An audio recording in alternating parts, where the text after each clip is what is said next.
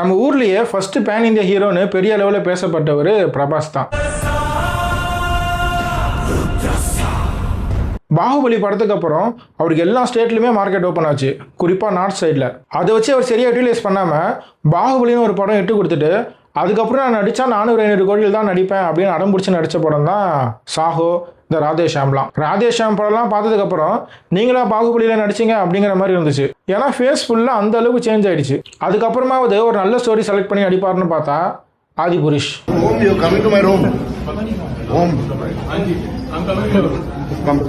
ஆதிபுருஷ் படம் பார்த்ததுக்கப்புறம் அவ்வளோதான்டா பிரபாஸ் இதுக்கப்புறம் மூட்டை கட்டி அனுப்ப போகிறாங்கடா அப்படிங்கிற மாதிரி இருந்துச்சு. அந்த சமயத்தில் தான் சலார்னு ஒரு படம் அவர் கை கொடுத்தது.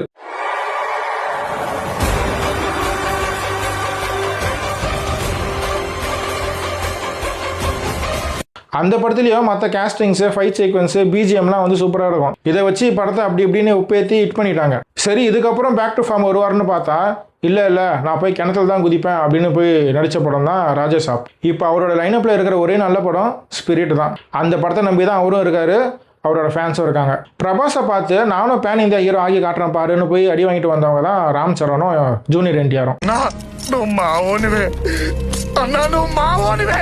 இதே வழியில் யஷும் மாட்டிப்பாரோன்னு தான் டாக்ஸிக் டீசர்லாம் பார்க்கும்போது தோணுது. லேடீஸ் அண்ட் லேடீஸ் எல்லாருமே டாக்ஸிக் டீசராக ஆஹா ஓகுன்னு சொல்லிட்டு இருக்காங்க.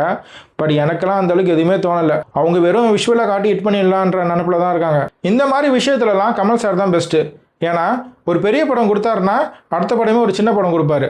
அந்த சின்ன படத்தில் வர காசை வச்சு அடுத்த பெரிய படம் எடுப்பார். ஸோ இப்படி மாறி மாறி படம் நடிச்சு கொடுத்துட்டு போயிட்டே இருப்பார். இவங்க என்னடானா ஒரே ஃபார்முலாவை பிடிச்சி அதிலே ட்ராவல் பண்ணுறாங்க.